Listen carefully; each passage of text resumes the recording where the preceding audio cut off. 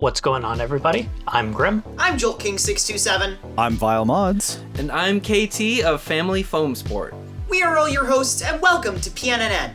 We got a lot of great stories to cover this week, so remember to like and subscribe, and let's get right into the news. Alrighty, folks, it's time to get in the zone for some primetime news. During their pseudo-podcast, Blaster Chat, Dartzone unveiled the Dartzone Max Omnia Pro, Half-Dart exclusive flywheeler launching in fall exclusively online. That's a lot of exclusive. The Omnia Pro is Dartzone's second pro flywheeler blaster, retailing at a price of $90 United States dollars. The Omnia Pro is select fire featuring electronic semi-auto, burst, and full auto. It hits an average of 157 feet per second. It also includes a variety of accessories and features including an N-Strike compatible stock, eyewear, and a 2S Li-ion battery and charger. Dartzone's answered a litany of questions about the blaster in the comments as well. Some of the most notable info involve the battery, explaining that the blaster doesn't come with a LiPo alarm since the battery has a protection circuit that shuts down when the power drops below a certain voltage, and also that they would not recommend using a 3S LiPo as it strains the motors and only increases FPS by a maximum of 10. They also discuss magazines, clarifying that the Omnia is compatible with Talon mags, but Dartzone short mags are slightly wider than a Talon, and they may not be compatible to fit in all Talon compatible blasters. The Omnia Pro will be sold to the US via Dartzone's web store, and will be imported to the EU via Blaster Time. Although it will not be initially available in Canada, they do plan to make it available there as well eventually. According to the official Stranger Writers Twitter, Dartzone has secured their second major media license for Netflix's Stranger Things. Dartzone's first media license was for Jurassic World, which they produced a few blasters for the Adventure Force line at Walmart. I've never seen the show, but according to Google, the show features iconic characters such as Friendly Neighborhood Sheriff, dies in Season 1, Good Doggy, Mom Interrupted, and 12. The first product in their line highlights a character called Steve Harrington and his iconic baseball bat full of nails. This will be the first time Dartzone has made a blaster that is not shaped like a projectile weapon. Nerf's done it a few times, like with the Minecraft Stormlander and Heartstealer, but never Dartzone. Based on the skill of the dart featured on the flip-open packaging, it appears that the bat is a small-size scale model rather than a full-sized bat. There's no indication of what the nails on the end are made of. Hopefully it's something soft and squishy. Honestly though, this could be really intended as a display item for adults rather than an actual functional melee toy. It appears to be a single-shot, front-loading Springer blaster, with a seam halfway down the bat indicating where you would most likely prime it. According to the box, it comes with 3 waffle head darts, along with sunglasses and at least 1 fingerless glove so you can pretend to defeat the demon gargle or whatever it's called. Summer comes at you fast. Last episode we were excited to present a leak of the Hammer Prime Dartzone Max Outlaw, but just as our video went live, Dart Sweep released a video from Al the Geek's booth at AwesomeCon, showing off not only the Outlaw, but a new flywheeler, the Thunderbolt, which was quickly followed up by both a podcast episode as well as an overview video from Dartzone themselves, and early access reviews by Drac and Maritime Foam. With all these videos combined, here's the facts we can report on these new blasters. The Outlaw is a $30 Target exclusive Hammer Prime Pro level Springer hitting anywhere from 110 to 140 FPS depending on darts and other factors. In addition to darts and protective eyewear, it comes with 2 swappable cylinders and uses a new moving barrel system to create a seal with each chamber when you fire, which allows swapping while the blaster is primed. The cylinders are not cross-compatible with those of the Deuce Pro. Dartzone's Brennan also demonstrated a low-power spring that will make the Outlaw shoot 90 FPS, which will be sold separately along with, notably, an official video mod guide. Blaster Time provided us internals photos showing a number of metal parts beyond just the visible hammer. The Outlaw is expected to hit shelves sometime in August. The Thunderbolt is explicitly intended as the next evolution of the Adventure Force Spectrum, a $25 Target exclusive 6AA flywheeler hitting around 100 FPS. The Thunderbolt has an N-Strike stock attachment point and comes with a buffer tube attachment that could be used with any buffer tube stock. Additionally, Brennan revealed a possible new colorway for the Magnum X2, a vibrant green color that looks similar to the Thunderbolt's color. This product is still under consideration and has no shelf date. Nerf has surprised us with a couple new licensed blasters, with full panel printing similar to the X-Shot Skin Series blasters. Both are reissues of old blasters and are both licensed properties rather than ones owned by Hasbro like the Transformers Warden and the G.I. Joe Hyperfire.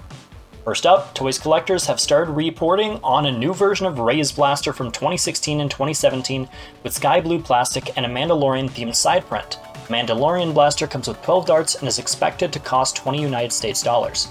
Second, the Teenage Mutant Ninja Turtles themed reissue of the Rebel Sweet Revenge has been spotted on Amazon. Not only does it feature the full side printing, but includes darts with different colored tips matching the 4 turtles.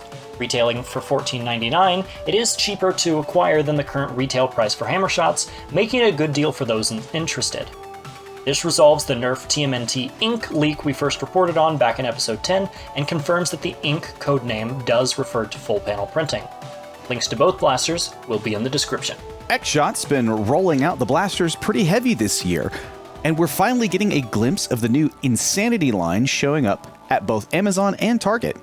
Amazon's listings has the Berserko, Mad, Mega, and Ragefire all showing temporarily out of stock, with no actual pricing shown or a release date. We at least have some better detailed photos of Mad Mega's large ring clip and how it attaches together. If you just can't wait for the Insanity, Target already has the Berserko showing up on shelves, and you can order it over on their website for $15. For those of you crazy enough to collect all the X-Shot skins, the Dread Blaster has a new variant called Malice that's also available over on Amazon.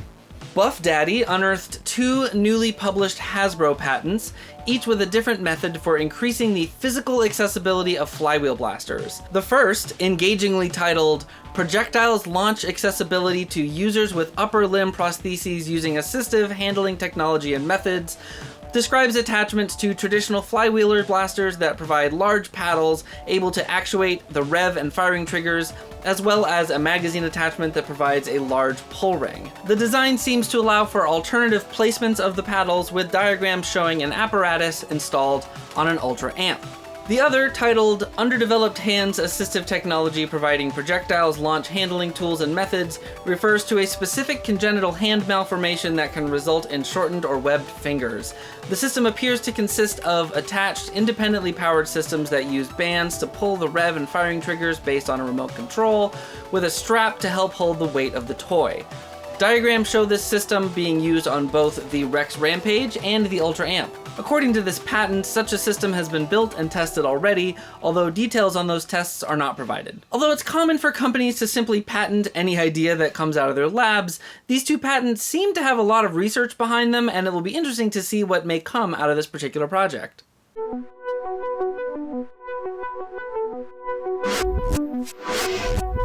A while back, there was a pink Walcom edition version of the Colonel Wasp Firefly Blaster. Well, it appears that Walcom has partnered with Phantom Tech to make a version of the Kirin with his branding on it. Phantom Tech showed it off on Facebook and claims that there will be a limited production run of 300 of these. It'll have anodized pink parts and a couple of cool keychains. If you're interested, we'll have a link to the Facebook post in the description below. While the Xuru Longshot has been received warmly by our hobby, there have been a growing number of reports of cracked plunger tubes. Some of them developing and testing on both modded and stock Longshots, and even some reports of cracked tubes out of the box. Luckily, a handful of stores, including Potato Feeder, Silver Fox Industries, and others, are currently selling or will soon offer metal replacement plunger tubes. Check the links down in the description. The time has come. After almost a year since its initial announcement, the Momentum is finally available for pre-order on the Out of Darts web store. Or rather, was, as the pre-order for the initial batch is already sold out. According to their website, they'll be ordering hardware for a larger production run when the initial run is finished production. For those unfamiliar with the product, the Momentum is a premium 3D printed 2-stage brushless flywheel blaster. This blaster has lots of features packed into its small package, including an adjustable FPS up to 200, adjustable rate of fire up to 35 darts per second, customizable burst fire, and a tournament idling mode for quicker trigger response time. All of these features come at a cost, however, coming in at an eye-watering $649.99. The Momentum is certainly not for everyone. If it is in your budget, however, you can find the purchase link in the description. Detroit Dartworks has come out with his first full blaster design. Based off of the OFD Flycore system, Al-Miraj curiously has the mag sticking out the top, a design you rarely see. The design works with all kinds of micro wheels and can take either the normal N20 fly core or a Noid core. There's even an option for a toggle switch if you're doing a select fire build. There are a few different side panel options, including Fidlock and Picatinny Rail, but step files for the side plates are also included so that you can make your own design for your side plates. If you're interested, we'll have a link to Detroit Dartworks' Etsy where you can purchase the files in the description below. Out of Darts recently released a video covering the Minibox by Milsig, the core HPA components that were used in the M79 blaster released a little over a year ago. The Minibox would make it easier for users to model their own designs around it or make drop-in kits for existing blasters on the market, unlike the SuperCores, which required a bit more hardware and tinkering to get it working. While this sounds like an awesome solution to bringing HPA to the masses, both Luke as well as the comments on the video were mixed on the subject.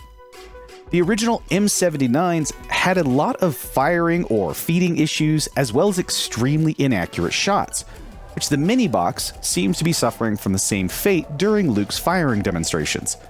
People in the comments section had also brought up the fact that the HPA is banned in most clubs or events, making it limited to only private venues. If none of that matters, and you still wanted to get your hands on these Miniboxes, then you'll have to wait on official pricing. According to Luke, these will be retailing anywhere from $250 to $300, which might make them an even more limited and niche product. Continuing on with the topic of HPA, Spectre Armaments has released an expression of interest spreadsheet for a new line of SuperCores. Spectre is looking to produce at least 200 units to keep the costs down at $120 each. If you've been interested in tinkering with HPA for a while and would like to grab one, head over to the Google spreadsheet and fill out your details for one or many. And now for an update on the CPSC's relationship with our hobby. If you're new to this discussion, check out our special report on this topic, as well as our update segment in our previous episode. The CPSC has ultimately decided to go ahead with their direct final rule, carrying forward existing regulations on the manufacture of toy, lookalike, and imitation firearms, but in response to questions and concerns raised in public comment, they have issued a business guidance document that does offer some real clarity. Most importantly, this document confirms a new requirement for all manufacturers to provide a general conformity certificate for all products in this category, including higher powered foam blasters like those used in our hobby. In response to concerns about products already in the production pipeline, the CPSC released a public letter invoking temporary enforcement discretion, giving manufacturers until the end of the calendar year to produce those documents. The guidelines and accompanying FAQ also clarify that there is no outside laboratory test requirement. Rather, all necessary testing should fall under regular in-house testing that most manufacturers should already be doing. Ultimately, while this does create an additional regulatory burden on foam and airsoft hobby manufacturers, the CPSC seems to have done a good job of minimizing the negative impacts that these changes may cause. Only time will tell what the real impacts are, but there's reason to be optimistic. The users of Reddit remain in a standoff with the company itself, keeping a wide variety of subreddits private in a mass blackout event to protest over the company's decision to change for the right to use its API. In response, the CEO has threatened to start removing moderators from their subreddits and appointing new ones that will reopen those channels. The moderators of Nerf, who participated in the boycott, released a statement last week explaining their stance on leaving the Nerf subreddit on read-only mode, and updated recently how they wanted to proceed forward. Seeing that Reddit isn't shifting and the subreddit remaining in read-only mode would be a disservice to the Nerf hobby, they've set up a couple of new Lemmy communities, which is a growing Reddit alternative for both Nerf and Nerf chatter. While they're still setting things up in the background, they've also wanted to draw attention to older forum websites like Nerf Haven, BritNerf, and Blaster Hub as other alternatives to Reddit for the time being.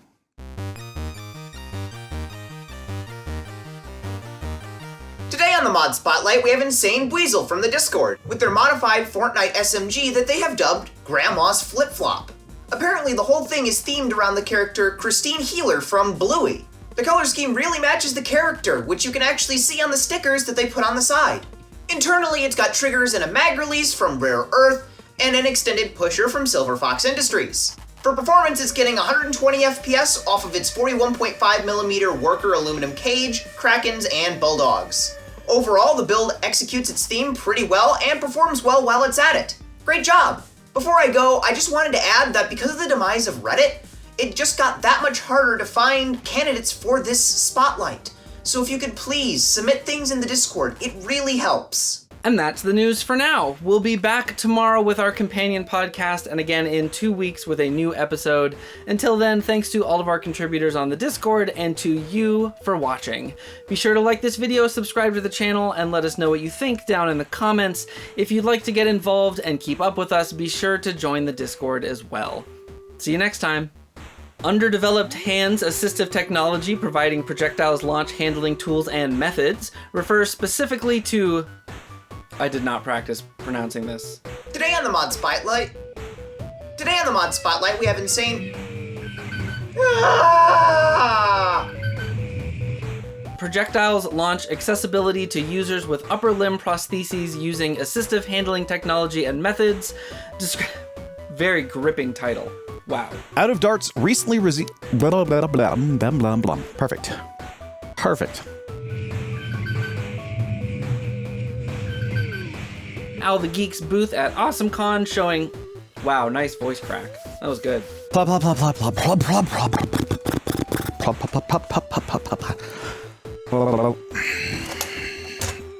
All the fun stuffs. There have been a growing number of reports of cracked plungers.